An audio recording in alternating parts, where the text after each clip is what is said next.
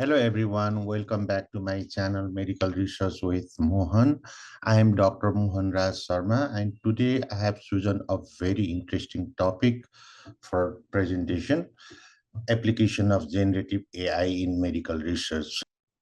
One of the most commonly used generative AI is ChatGPT and I will specifically talk about the use of ChatGPT in medical research. In this video, I will help you understand the basics of generative AI and I'll help you gain knowledge regarding the application of these tools to medical research along with some real world examples.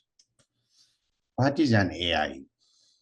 AI refers to the simulation of human intelligence in machines that are programmed to perform tasks that typically require human intelligence, such as thinking, reasoning, etc. The tasks commonly performed are problem solving, learning, understanding language, recognizing patterns, and making decisions. And AI has continued to transform and revolutionize the field of medicine, especially in last 6 to 8 years. What are generative AI? Generative AI is a subset of AI that learns to generate new data from existing data. The common models are these: generative adversarial networks and large language models. Large language models are the topic of discussion today. They are trained on massive text data and can generate synthetic natural language text or code. And they use neural networks to identify patterns and trends within existing data to generate new data. And the commonest example is ChatGPT produced by OpenAI. One thing we need to note that larger the existing data, more the human-like activity of these models. About the multimodal LLMs, OpenAI ChatGPT-4 Vision, it processes text and images. Meta's image bind, it processes multiple modalities, for example, text, image, or audio. And DeepMind Gemini is the latest form. It is under development and it is a type of multimodal AI system. The most widely used LLM is, as I said earlier, is the ChatGPT. The full form is Chat Generative Pre-trained Transformer. And they have got the latest version is GPT-4. The previous version is GPT-3. It was introduced by OpenAI in November 2022. And it is trained on approximately 300 billion words with the capability to converse on a broad range of topics. And in just 5 days of launching, ChatGPT surpassed 1 million users and reached 57 million users within the first month and 100 million users in 3 months, making it the fastest growing consumer application of all time. And BioGPT is another form of ChatGPT, which is more concentrated on biomedical applications. This is the statistics regarding ChatGPT published in 17 July 2024, and they have reached 223 billion parameters on which they generate data, and is still growing. Though OpenAI does not publicly share the data, it is believed that they have around 1.76 trillion parameters to date.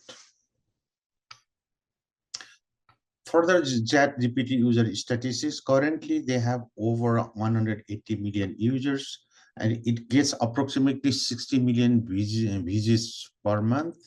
And around 65% of ChatGPT's social media traffic comes from YouTube. Let's discuss briefly about the generative AI and research. It is important to note that as opposed to search engine like Google, they are not search engine. So how they do is this: the responses are not retrieved from a database, but synthesized word by word based on previous data. Let's talk about the term called prompting. A prompt is the input or question that a user provides to start a conversation or request information. What are the characteristics of a good prompt? This information has been generated by ChatGPT itself. The most important aspect is the clarity. The prompt should be specific to avoid vague or unrelated responses. Context. Context means including background information or specifying a desired style or tone to improve the relevance of the answer. For example, explain artificial intelligence to a beginner in simple terms. This could be one example. Another would be explain artificial intelligence to a doctoral level students. The information generated will be different based on the context. Third important aspect is whether you want to have an open-ended or close-ended prompt. Example are these: open-ended, what are the benefits of regular exercise? The close-ended would be, is treadmill running better than morning walk? Fourth is the constraints or instruction. You can narrow down or broaden your desired output, like adding conditions to your prompt to refine the response. Example, write a 200-word summary of climate change for a high school audience. Or you can say write a 500-word summary or 2,000-word summary. So these points will help you get the desired response from the ChatGPT. Let's do the practical example from ChatGPT itself. So this is the landing page of the ChatGPT. It says, what can I help with? So you write the prompt. So in this example, I wrote, please give a critical review of the YouTube channel, Medical Research with Mohan. This is my channel. And immediately it gives you the response like this. YouTube channel, this focuses on explaining complex medical and research topics in an accessible manner. It covers subjects like medical innovation, everything. It has given very accurately most of the time. But this slide shows the caveat of using ChatGPT, and I put this prompt as, does it talk about diabetic neuropathy? And the response is this. Yes, the YouTube channel Medical Research with Mohan covers topics related to diabetic neuropathy. But I know for sure I have not covered any topic related to diabetic neuropathy. So sometimes it fabricates the information also. This is the reason why we need to moderate the content generated by LLMs. Application in medicine. Generative AI has the potential to revolutionize medical care, enables the detection of signs, patterns, diseases, anomalies, and risk. It is applied extensively in medical diagnostics, treatment planning, and patient care. It also helps lower the cost of treatment because it does things much faster than a human. And it also helps to accelerate medical discoveries. Now let's talk about the application in research. It helps in execution of research projects. And how it does is this. It helps formulate novel hypotheses by making unexpected combinations of concepts, mimicking human creativity and intuition.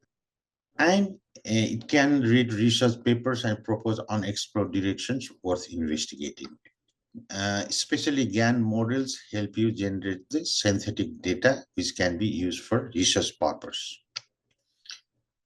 How generative AI can act as a research assistant?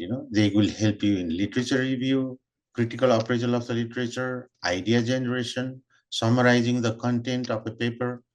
I help you in grant writing, data analysis, and they sometimes help you as a journal suggester. For example, you have written a manuscript on certain topic and you are not sure where to send that paper, then they will suggest you which journal is best suitable for your manuscript.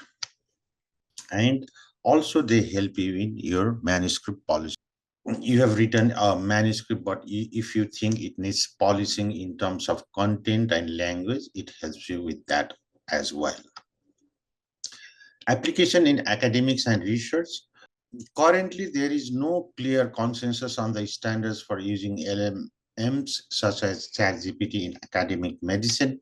And there are a lot of concerns regarding the misuse of this technology.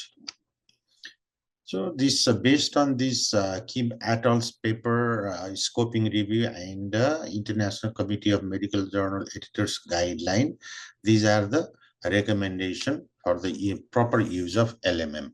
ChatGPT/LLM cannot be cited as an author in scientific manuscripts. Authors should have at least a basic understanding of what an LMM is before they use this, because it is extremely important for you to understand the right way of applying this. And do not use LMMs to produce entirety of the text in manuscript. You just cannot generate the whole manuscripts and submit to a journal. Human must be held accountable for use of LMMs, and contents created should be meticulously verified by human. This is extremely important because, as I said earlier, sometimes they do not generate the accurate account, especially in medical field. So it needs to be moderated by humans, and they may be used for editing and refining of text, that is allowable. And the most important thing is any use of ChatGPT should be transparent and should be clearly outlined in scientific manuscripts and duly acknowledged at the end of your paper. These are the guidelines for the use of LLM. This was a paper recently published regarding the confusion of the reviewers while they review the manuscript. Sometimes it is difficult to find out whether the content was generated by a human or by generative AI. If they find the paper to be generated by the generative AI entirely, the paper will be rejected. Let's talk about the risk of generative AI. Privacy and security risks are there because of their large pre-existing data requirement and opacity. Models are trained on sensitive multimodal patient data, which could be exploited by malicious users. This is important because patients' data are very sensitive, but the generative AI models are based on the pre-existing large data. So this is another concern. Inaccurate generation, as I said earlier in my YouTube review, despite with great fluency and versatility in conversational application, their reliability is compromised when applied to high stakes domains like healthcare. Manuscript authorship, originality, and transparency are always a concern when you use generative AI heavily. Corroboration by human is crucial to prevent the blind acceptance of AI-generated findings, as I said in the previous slide. Let's talk about the misuse. This is the example I'd like to give. This is actually a published paper from one of the journal. This is the content. In summary, the management of bilateral iatrogenic, then it says, I am very sorry, but I do not have access to real-time information or patient-specific data as I am an AI language model. The author did not even bother to edit this information, and this also was overlooked by the reviewer, and this was actually published in radiology case reports. Well, after a hue and cry, when this was published with this blatant use of AI, the journal and the publisher removed the paper, and the reason given was this. This article has been removed at the request of the editor-in-chief and the authors because informed patient consent was not obtained by the authors. And second was, in addition, the authors have used a generative AI source in writing the process of the paper without disclosure. This was the reason, and we should not do this. This is my acknowledgement to this chat GPT, and this was heavily used to gather the content for this video. So to conclude today's presentation, generative AI models are now firmly integrated in patient care, medical education, and research. Ethical and privacy concerns in academics and research merit further discussion and regulation of their use. Thank you for joining me in the discussion of this very interesting and evolving topic of use of generative AI in research. I hope the information provided in this video is of help to you. I hope to see you in next video. Bye.